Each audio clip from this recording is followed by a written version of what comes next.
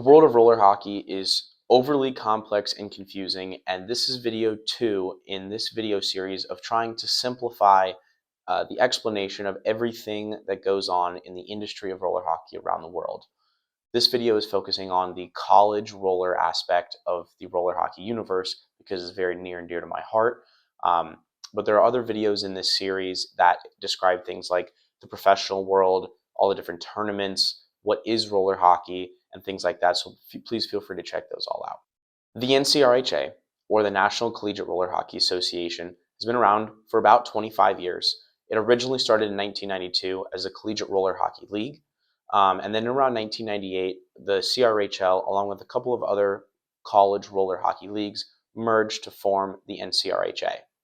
At its peak, around 2016, there was around 200 different schools and teams in the league. Right now, as 2024, we're sitting at around 70-ish teams, but it's okay.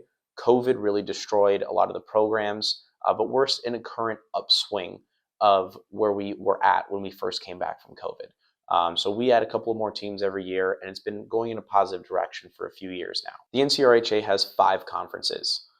The ECRHA, which is the Eastern Conference, the MCRHL, which is the Midwest Conference, the WCRHL, which is the Western Conference, the SECRHL, which is the Southeastern Collegiate Hockey League, and the SCHL, which is the Southern Collegiate Hockey League. You're going to get teams from all different kinds of schools. You're going to get big name schools like Ohio State, Boston U, Michigan State, Penn State, Northeastern, places like that, all the way down to schools with just a couple of thousand kids like Yeshiva University or Missouri S&T.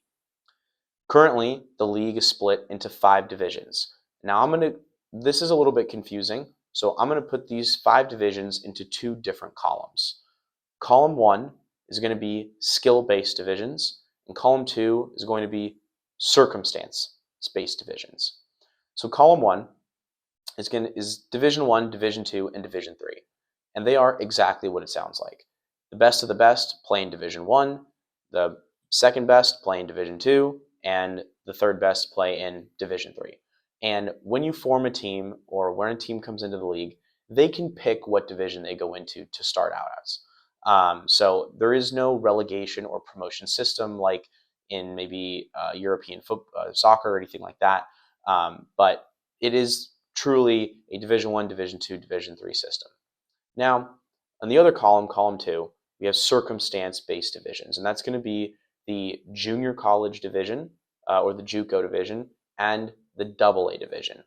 Now, the JUCO division is exactly what it sounds like. It is a division for all of the teams play at junior colleges, so 2-year schools. There is another rule that you should know about because there are not that many junior colleges. In fact, as of the recording of this video, there's only 2, Henry Ford College and St. Louis Community College. There is a rule that states where if there is only 1 junior college team that is playing in the NCRHA, then the league and the team will work together to place that team into the skill division that they deem to be most appropriate for them to move forward for that year. For example, for the last couple of years, Henry Ford has been placed in Division 1 because there has been no other junior colleges. Now, this year, there being another junior college team, they are then grouped into the junior college division. And then there's Division AA. So Division AA is not necessarily the 4th or 5th division. It has the largest range of skill, and I'll explain why. AA is an entire division full of teams that are the secondary team to a primary team. So what I mean by that is if a Division 1 team has a second team, they are not allowed to put that second team in Division 2 or Division 3. Their second team plays in AA. Same with a Division 2 school. If you have a school like Boston University, their top team plays in Division 2, and their second team cannot play in D3. They have to play in AA. And same with Division 3 teams. Their second team must play in AA. So it is an entire division of secondary teams. Now, I've been very vocal about this. You're probably thinking to yourself, why on earth is that a rule? It's dumb. In fact, and the league knows this. I think it's the dumbest rule ever created in all of the history of sports. But it's the way that it works. At my school, at Grand Canyon University, we have a Division 1 team and a AA team. And eventually, we'd like to get the league to move towards the 1-2-3 flat out rule, but this is how it is for now. Division 1 is obviously the highest level of competition, and the players in the top schools often play in pro or platinum level divisions in the tournament circuit. Currently, there is only one school that offers a roller hockey specific scholarship, and that is Lindenwood University. These scholarships can range anywhere from $1,000 to most of your tuition. Now, that's not to say that other schools don't have other things to offer or can't be cheaper, but if you're looking for a roller hockey based scholarship, that is just the one school for now. There used to be a second one, but unfortunately their athletic program folded them this past summer. Division 2 and Division 3 are exactly what they sound like. The top D2 teams are often very competitive with the lower end Division 1 teams, and the top D3 teams are often really competitive with the lower end D2 teams. As it stands right now, D3 is the largest division in the NCRHA. D2 has a little bit less, and D1 has the least. With this season, there only being actually 5 Division 1 teams in the entire country. 3 in the West, 1 in the Midwest, and 1 in the East. How does eligibility work? Eligibility in the NCRHA is super simple. Number 1, you need to have graduated college. It sounds like a ridiculous thing, but I've had to clarify that a couple of times with recruits, so I'm going to say it now. You need to have graduated college. There is no age restriction. For example, we have 2 kids on our program this year that are 17 years old, but they graduated high school. There are some countries in Europe where you graduate high school at a younger age, like 16, and that's okay, but you do need to have graduated high school. 2, you get 5 non-consecutive years of eligibility to play in the NCRHA. That means that, let's say you played 2 years of college roller hockey during your junior and senior year, and then 20 years go by, and you're like, you know what? I want to go back and get my master's. You're allowed to do that, and it has happened in the past, and it's probably happening right now. For example, the oldest person I've ever seen in the league was a backup goalie, and he was 55 years old, and he did actually play in games. So there is no age restriction in the NCRHA, both on the bottom end or the top end, no restriction whatsoever. There are only 2 ways to lose eligibility. The first is by playing a year of college roller. So you get 5 years, you step on the floor for your first game, that is 1 year out of your eligibility. The second way to lose eligibility is by playing in an overseas professional league.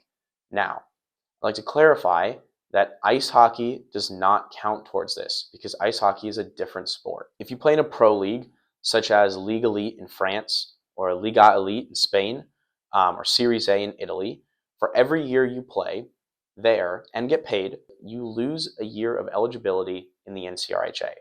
That is up to 3 years, where once you play your 3rd year of professional roller hockey, you forfeit all of your eligibility in the NCRHA. There is an asterisk to this rule, which states that if you are going over and playing in these overseas professional leagues and are not getting paid a salary, meaning you are on a volunteer contract and all you receive is maybe like an apartment or transportation, you're not actually receiving a salary check, then those years do not count against your NCRHA eligibility. You just have to be able to prove it.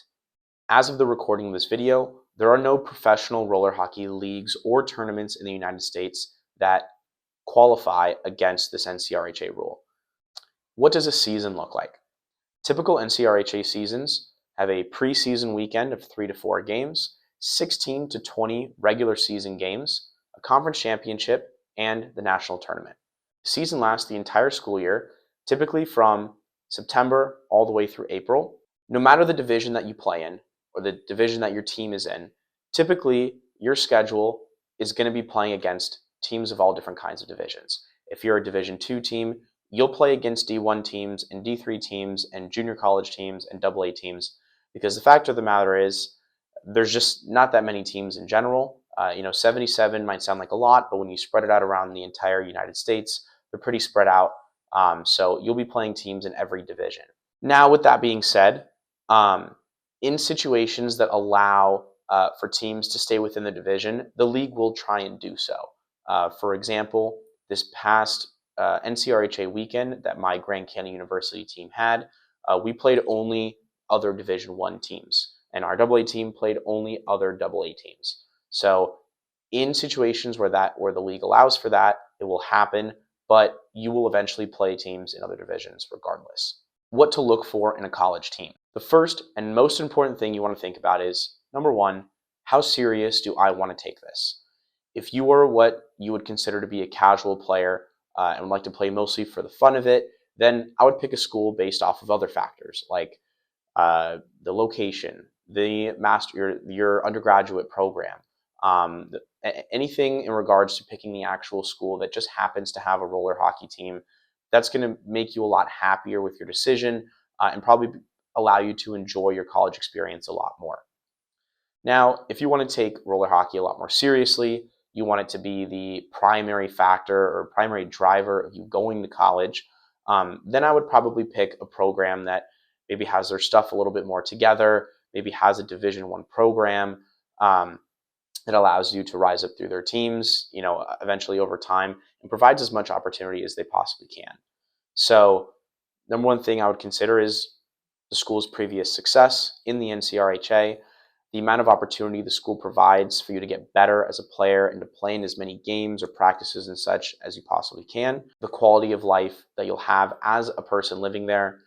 For example, when I was looking at schools originally, coming out of high school, I really, really, really thought that I would like a smaller school with less kids. And then I finally got there and realized that, well, when you go to a smaller school with less kids, there's nothing to do. And so eventually when I transferred to Grand Canyon University, which is a little bit bigger, 30,000 on-campus students, there is an unlimited amount of things to do and I never get bored and I absolutely love it. And that was what was right for me. There's other things to consider like financials. One, does the program offer scholarship? Which, as I said earlier, there's only one school that currently does that. Do they charge a team fee? Can you afford both the tuition and the team fee? How much does the school cost? Typically, and I use my school because I know the numbers off the top of my head. Grand Canyon University is typically a lot cheaper than other schools, even with no scholarship, just because the school is cheaper. Every school you go to is going to be in a different financial situation from another. For example, here at GCU, we receive absolutely no funding from our university whatsoever. We are completely self-funded, and it's been going great so far, but it does take a lot of work and a lot of effort, and we do a lot of fundraising. And so if that's something that you don't want to take part of, you don't want to fundraise, you don't want to go through that extra effort, then there are schools that receive a lot of funding from the university, like Florida Gulf Coast University. They're a Division III team, but they do get quite a bit of funding, and based off of all the other schools that have told me how much they get, they're on the higher end of that. There are some schools that get a little bit of funding, like $2,000-$3,000, but it helps them get started through the year, and allows them to have their team fees be a little bit lower. So there's a lot of things to take into consideration when you're choosing a collegiate team, and finances being probably the ultimate deciding factor at the end of the day. Who has the best college programs? Now, obviously, best is totally subjective. It depends on what you value and what you find to be the most important. If you value pure on-rink dominance, then you're going to look at schools that have the highest winning records. Division II has their couple of schools that dominate. Division I obviously has like Lindenwood and GCU. If cost is the number one thing that you're looking at when picking a university, then maybe I would start off with a school like Henry Ford, which they're a junior college. So instead of paying 8, 9, 10, all the way up to $20,000, $30,000 for a semester, their school is going to be closer to like $600 a semester or $1,000, depending on how many classes you're taking. Again, it is completely dependent on what you value and what you're looking for in school. If you're interested in a school or you want to learn more, I would highly recommend that you talk to current or previous players that played in their program, ask them about the school, ask them how the program is ran and what they do, the extracurriculars that they go on outside of the college league, their experience, and you can go on the NCRHA.org website, find the players that are on the current roster or players on rosters from the past, reach out to them on Instagram, or maybe you know someone that knows someone, and go about it that way, asking people what their experiences were. How do I start a college roller team? I'm going to make an entire video in this video series on how to start a college roller team, finding the easiest team to start, and tips, tricks, and lessons that I learned personally starting my college roller program. So go ahead and please see the video titled something along the lines of how to start a collegiate roller hockey team in this video series. Why college roller is important. College roller is important for so many different reasons. But let's talk about the most important ones. First off, roller hockey is a relatively small sport in comparison to all the other major sports, especially in the United States. There have been many different kinds of efforts to grow it, some more successful than others, but there's still an enormous amount of room for improvement. As it stands right now, as far as I can tell, roller hockey is the only semi-formally recognized sport that is based entirely around tournaments. What I mean by that is that the results of one tournament don't necessarily translate into another tournament. You can make the parallel of, well, wrestling or golf is entirely based around tournaments in one weekend. But when you really look at it, all of these weekends are part of a larger tour or a league. Or in wrestling, you often go for a state championship that you accumulate points for throughout the year. Or in golf, you're on the PGA Tour, and every event that you play in accumulates points your way throughout the year. Roller hockey, especially in the United States, is entirely based around tournaments, and these tournaments have nothing to do with each other. So the inherent value of them is just a lot less, and people tend to care less about them. And because our sport is so ingrained around this tournament idea, that we just don't have that many leagues in the United States. In fact, there's really only three, and that is going to be Pi-Ha, Mi-Ha, and the College League. Now, the College League has been around the longest, and on top of that, tournament teams and even some of these league teams, they're a dime a dozen. And not to knock on them, but they come and go like the wind. They pop up for a weekend and then fall off the face of the earth. Colleges don't do this. College programs come and they go, but the colleges themselves are here to stay. And so when you start a college program, there is some sort of support system there for you forever. And these teams can stick around for decades and decades and decades to come, even if one person in the administrative staff decides not to put in any more effort. They can hand the baton down and keep the team going for years to come. Think about it even from a financial perspective. If you're someone who has some money and you would like to sponsor a roller hockey team, theoretically, who would you rather sponsor? The Conix Labeda, Freeze 123 XYZ Max on, Little Caesars team that popped up for a weekend. It's a group of buddies and they just wanted an excuse to, drink on the weekend. Or do you want to sponsor a college team that has been around for 10 years? They have alumni, they have donors, they have administrative staff. There is a club sports department or a varsity sports department behind them. They have marketing dollars and a long history of the team. That makes a lot more sense to a sponsor to be able to get behind, that they're not just going to be putting money or product or effort into a team that's going to drop off the face of the earth tomorrow. Roller hockey won't even be the first sport that takes this route going into the future. Look at lacrosse, for example. 15 to 20 years ago, the only form of lacrosse anybody cared about was college lacrosse. That was it. No one cared about pro lacrosse in any way, at least in the United States. To fix this, the PLL, or whatever the Pro Lacrosse League was back then, decided to build their pro teams in the cities of the 8 best college teams there were, like Duke and James Madison and places like that. They literally went to places where there were already lacrosse fans and built their importance and fan bases around the school's teams. And guess what? It worked like a charm. Do you see how big lacrosse is now, at least in the United States? It's friggin' massive. And it's all because of the college league that they built it around. In summary, the next wave of roller hockey growth is going to come from leagues. The NCRHA is the longest standing and most important league in the United States, so that is why college roller is so important. If you're a sponsor, an alumni, or anyone with access to resources to help college roller teams, and you in any way care about the future of roller hockey, donate either finances or your time and effort to your favorite collegiate roller hockey team, because trust me, they need the help. That has been everything college roller. If you are interested in starting your own club, please see the video later in this playlist.